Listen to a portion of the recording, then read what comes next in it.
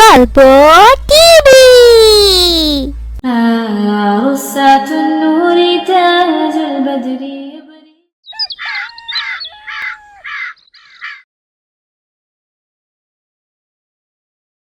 আবু রায়হান, আবু রায়হান, বাবা এখনো ঘুমাচ্ছ? আসসালামু আলাইকুম। ওয়ালাইকুম আসসালাম বাবা। তাড়াতাড়ি উঠো বাবা, আজ তোমার ফুপু আসবে, একটু আগে ফোন করেছিল। তাই বাবা, তাহলে তো অনেক মজা হবে। হ্যাঁ বাবা, আমি তো একটু অফিসে যাচ্ছি, তুমি স্টেশনে যেয়ে তোমার ফুপুকে একটু নিয়ে এসো, ঠিক আছে বাবা? ঠিক আছে বাবা, কিন্তু বাবা ফুপি কি বাসা থেকে বের হয়েছে? হ্যাঁ বাবা, কিছুক্ষণ আগে বের হয়েছে। তুমি এখনই উঠে পড়ো, দাঁত ব্রাশ করে মুখ দিয়ে বের হয়ে যাও। ঠিক আছে বাবা। আর একা একা যেতে সমস্যা হলে আব্দুর রহমানকেও সাথে নিয়ে যেতে পারো। আচ্ছা বাবা, তুমি চিন্তা করো না, আমি ফুফুকে নিয়ে আসবো ইনশাল্লাহ। আর একা একা যেতে সমস্যা হলে আব্দুর রহমানকেও সাথে নিয়ে যেতে পারো। আচ্ছা বাবা, তুমি চিন্তা করো না, আমি ফুফুকে নিয়ে আসবো ইনশাল্লাহ।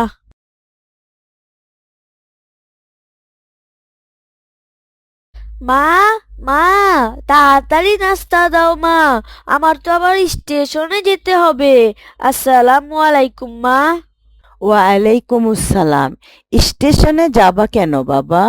মা, বাবা বলল ফুফু আসবে, ওনাকে আনতে যেতে হবে। ও আচ্ছা, খাবার টেবিলে যাও, আমি খাবার নিয়ে আসছি। জি মা। প্রতিদিন আত্মীয় স্বজন আর ভালো লাগে না, যত সব জ্বালা। 2 দিন পর পর আসবে আর বিরক্ত করবে, একদম ভালো লাগে না। আসসালামু আলাইকুম ভাবি, কেমন আছেন? ওয়ালাইকুম আসসালাম। আলহামদুলিল্লাহ, আল্লাহ ভালো রেখেছেন। তুমি কেমন আছো? আলহামদুলিল্লাহ ভাবি। বাবা আলী, তুমি কেমন আছো বাবা? আলহামদুলিল্লাহ মামি। আসো, ভিতরে আসো। তাড়াতাড়ি খাবার নিয়ে আসেন ভাবি, এখনো খাবার হলো না। আলির তো ক্ষুধা লেগে গেছে। আসছি, একটু অপেক্ষা করো, এখনই আসতেছি। আবু রায়হান, এই নাও তোমার প্লেট। আলি, এই নাও বাবা তোমার প্লেট। কি হলো, কি হলো? নিশ্চিত একটা কিছু ভেঙেছে। এই কাজটা কে করলো? আমার কত শখের প্লেটটা, এই সেটটা আমি আবু রায়হানের বাবাকে দিয়ে অনেক শখ করে আনিয়েছি, আর একেবারে ভেঙে ফেললে? কে করলো এই কাজটা? ভাবি, হঠাৎ করে না আমার হাত থেকে পড়ে গেছে, আমি বুঝতে পারি নাই ভাবি, আমি বুঝতে পারি নাই, আমি দুঃখিত। একটু সাবধানে এই সমস্ত কাজকর্ম করতে হয়। তুমি সব সময় এমন করো, তুমি আসলেই একটা না একটা কিছু ভেঙে ফেলো। এর আগেও আসছো, তুমি আমার একটা ডিনার সেটের প্লেট ভেঙে দিয়ে গেছো। ঠিক আবার এবারও আইসা তুমি আমার প্লেটটি ভাঙলে, আমার কত শখের প্লেটটা। একটু সাবধানে কাজকর্ম করতে হয়। আমি দুঃখিত ভাবি, আমি দুঃখিত। আমি একদমই বুঝতে পারি নাই যে এই প্লেটটা আমার হাত থেকে পড়ে যাবে। আচ্ছা, আমি আরেকটা প্লেট নিয়ে আসছি। এই নাও, এই দিকে দাও, এই নাও। আলি, তাড়াতাড়ি দাও।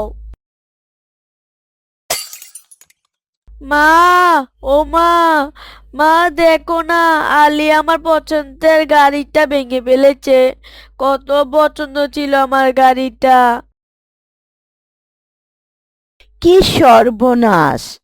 এত দামের গাড়িটা ভেঙে ফেললো, কি যে একটা অবস্থা! বাবা আলী, তুমি তো অনেক দুষ্ট হয়ে গেছো। কি করলে এটা? গাড়িটা ভেঙে ফেললে? ভাবি, আমি লজ্জিত, ও হয়তো বুঝতে পারে নাই। তুমি জানো এটার দাম কত?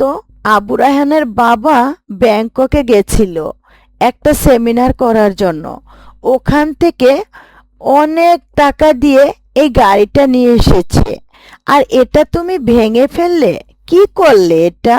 বাবা আবু রায়হান, এদিকে আসো বাবা। তোমাকে আমি একটা সুন্দর দেখে গাড়ি কিনে দেব, মন খারাপ করে না বাবা। আর বাবা আলী, তুমি জানো না খেলাধুলা সাবধানে খেলতে হয়। তুমি ভাইয়ার গাড়িটা ভেঙে ফেললে, ভাইয়ার কাছে ক্ষমা চাও। যাও, তুমি ভাইয়ার কাছে ক্ষমা চাও। ভাইয়া আমাকে ক্ষমা করো। আচ্ছা ভাই, এসো আমরা আরেকটা গাড়ি দিয়ে খেলা করি। আসসালামু আলাইকুম। ওয়ালাইকুম আসসালাম। কিছু বলবে? আজ কি হয়েছে জানেন? কি হয়েছে? আপনার বোন এসে আমার খাবার ঘরে যে একটা প্লেট ভেঙে ফেলেছে, একেবারে ভেঙে ফেলেছে। আমার ডিনার সেটের এটা, আমার কত শখের ডিনার সেটটা। এর আগেও একবার এসে হুবহুব এই কাজটি করেছে। আমার এগুলি একদম ভালো লাগে না। কয়েকদিন পর পরে আসে আর আমার জিনিসপত্র নষ্ট করে দিয়ে যায়। আমার একদম ভালো লাগে না এগুলি। আচ্ছা ঠিক আছে, তোমাকে আমি আবার একটা প্লেট কিনে দেব। হাত থেকে হয়তো পড়ে গেছে, ইচ্ছা করে তো আর ভেঙে যায় নাই। তুমি আবার কিছু বলনি তো? আর বলবো না? আমার এত দামের একটা ডিনার সেটটা আর প্লেটটা ভেঙে ফেলেছে, আর বলতে কি কিছু মন চায় না? আচ্ছা আমি কিনে দেব, এত রাগ করতে হয় না। রাগ করব না কেন?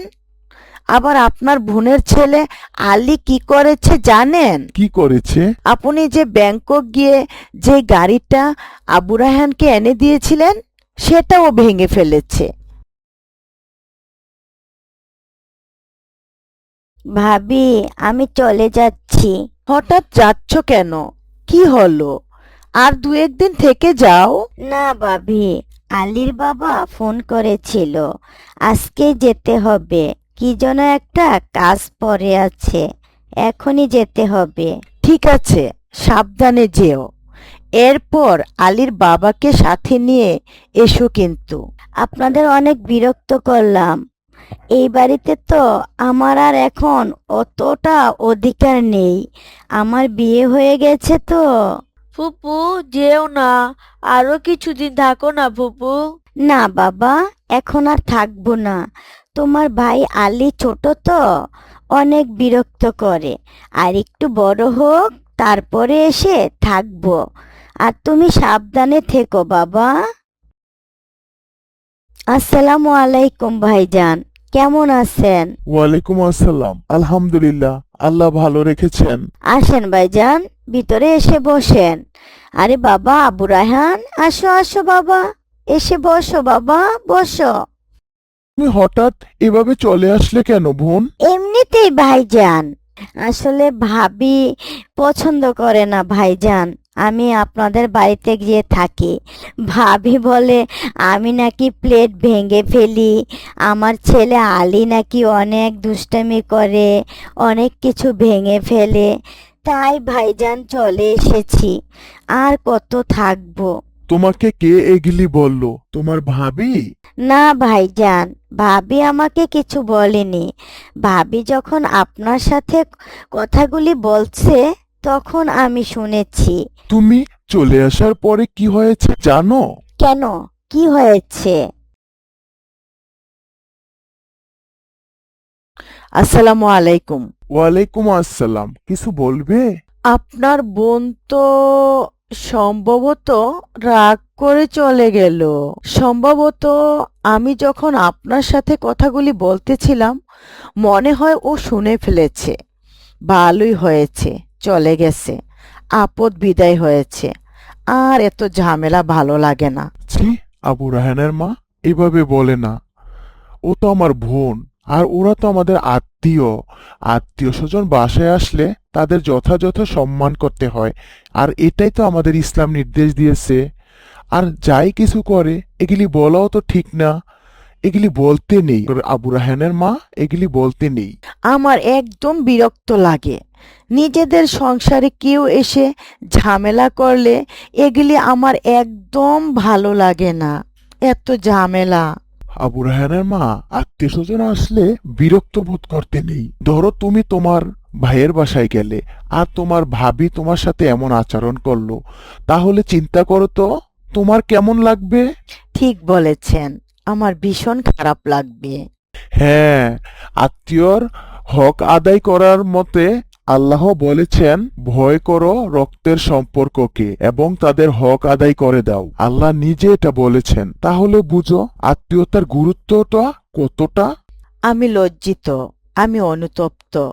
আসলে আমার ভুল হয়ে গেছে। আমার ওদের কাছে ক্ষমা চাওয়া উচিত। আপনি এখনই রেডি হয়ে আবু রায়হানের ফুপ্পিকে গিয়ে নিয়ে আসেন। আমি ওদের জন্য রান্না করতেছি। যান, নিয়ে আসেন। ঠিক আছে, আমি আবু রায়হানকে নিয়ে বের হচ্ছি। এরপর বোন, তোমাকে আমি আবার নিতে আসলাম।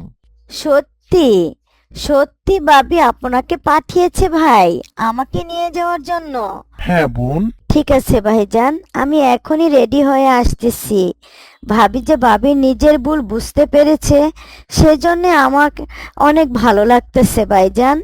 আপনি একটু বসেন, আমি এখনই সুন্দর করে রেডি হয়ে আসতেছি।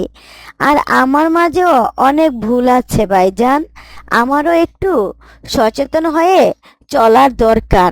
আমি একেবারে অসচেতন, ইনশাল্লাহ আর সামনে দিয়ে আমি এমন হব না। رصة النور تاج البدر